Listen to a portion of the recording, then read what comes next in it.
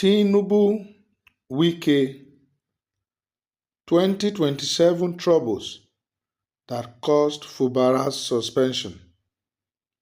This is Sinok Media.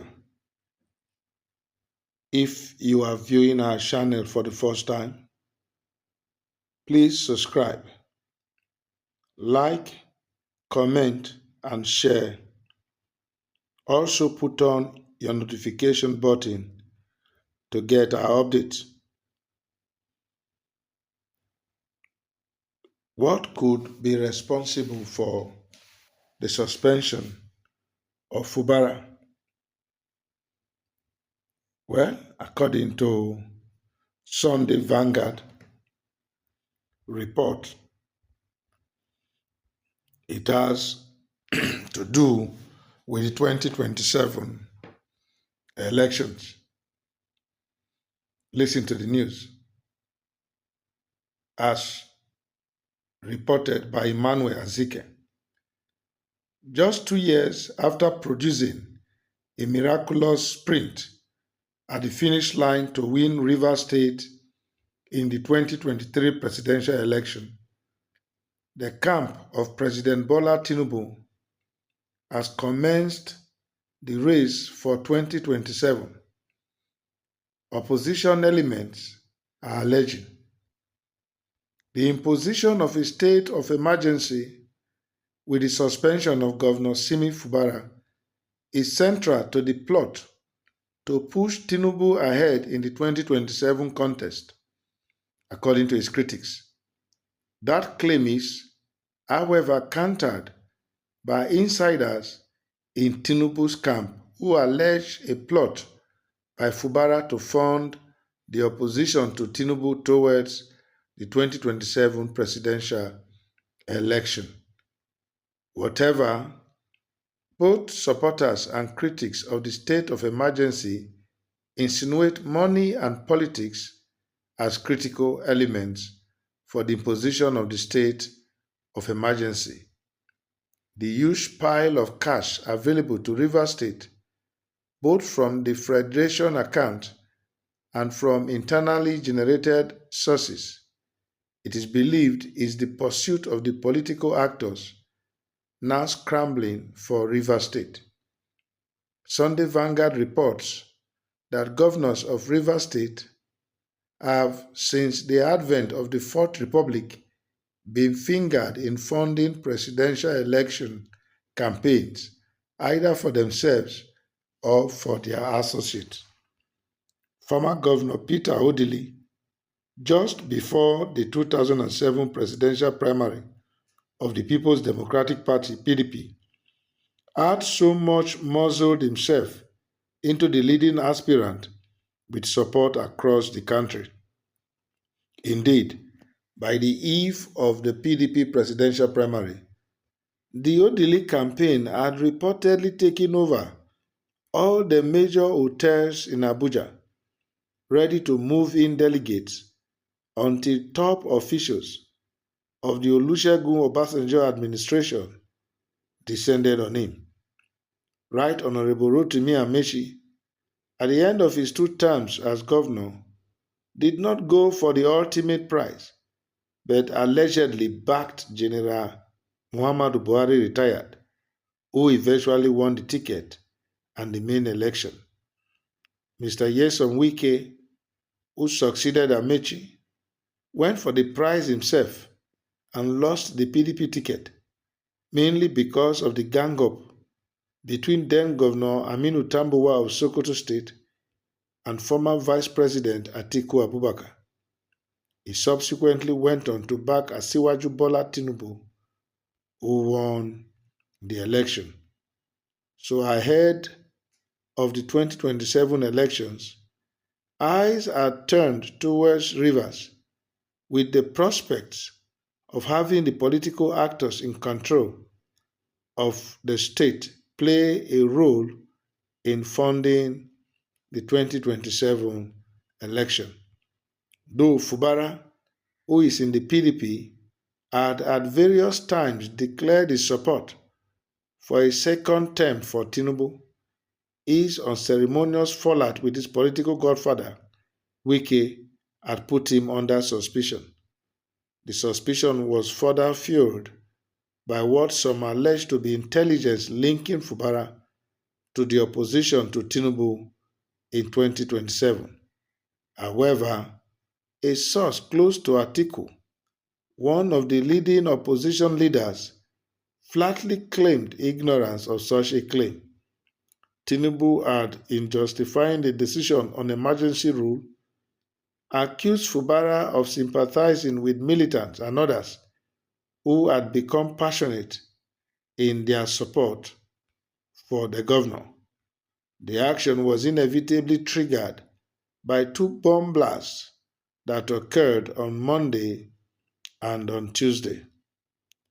Sunday Vanguard gathered that the decision to impose a state of emergency had, however, been taken for some time and was a fact known to a few presidential aides and associates of a very powerful minister with interest in Rivers State.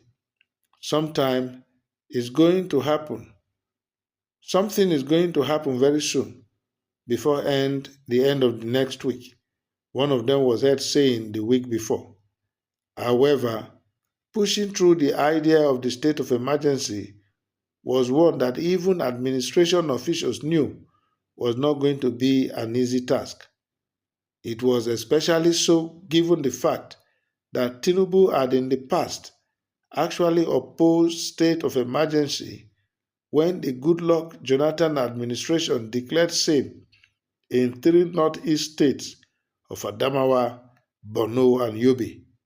However, for those determined to get rid of Fubara, nothing was especially too much to sacrifice to achieve the aim.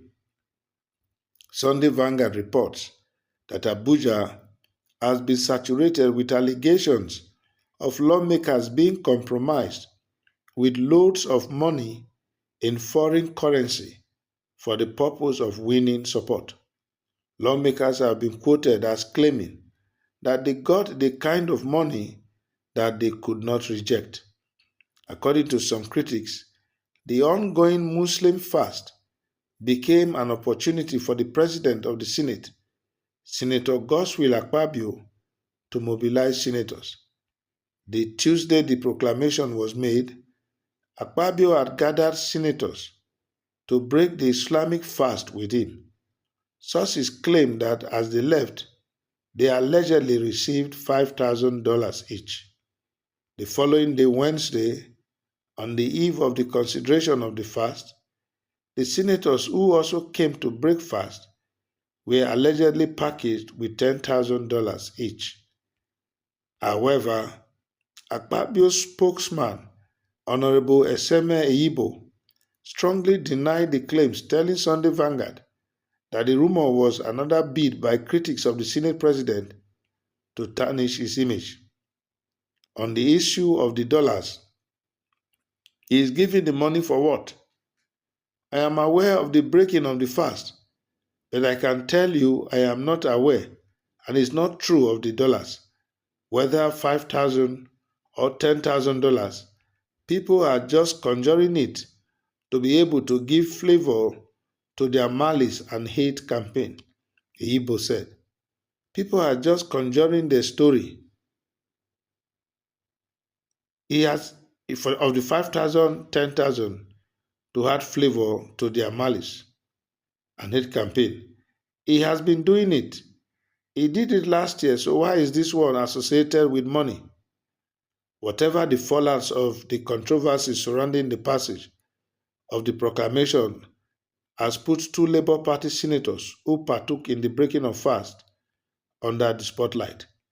Senator Victor Ume, who had in the past defended some of the controversial actions of the Senate under Akpabio, and Senator Neda Imaswe, chairman of the Senate Committee on Ethics and Public Petition, are two senators in Labour Party that have now come under the spotlight. The two, who are Christians, have been asked to explain their presence at the breaking of the Islamic fast hosted by Akpabio for Muslim senators.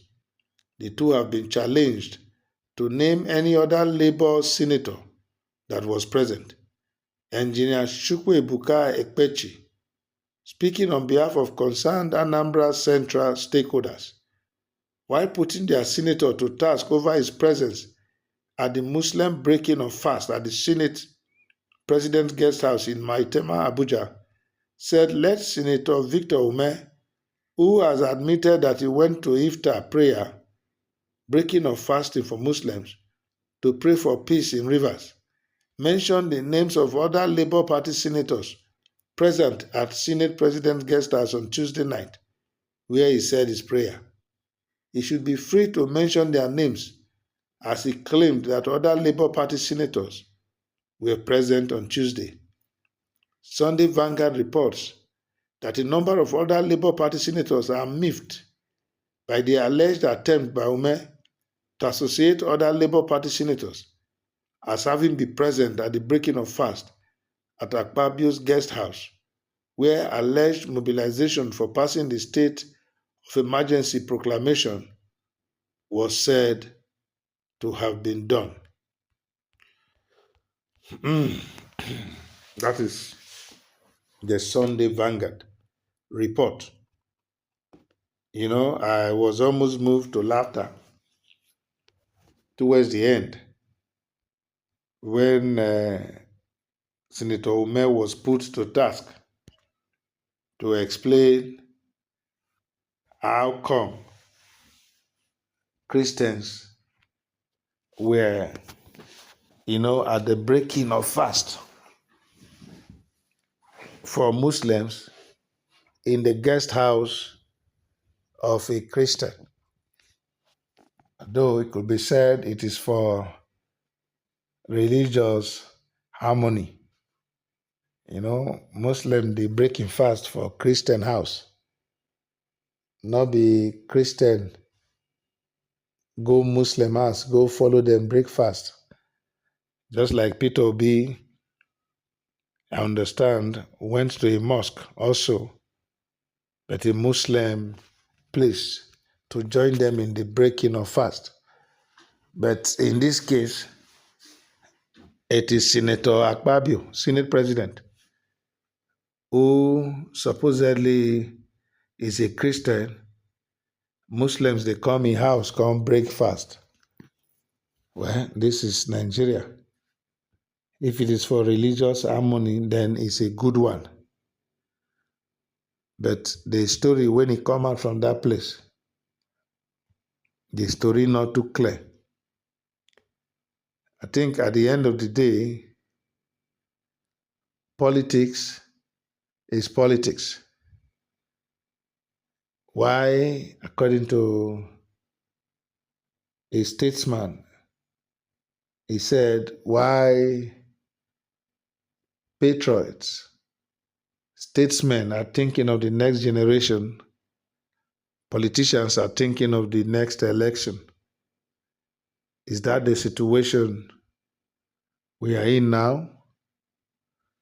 We are in 2025, and 2027 is on the mind of our politicians.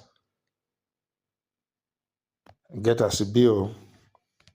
What is your take on this?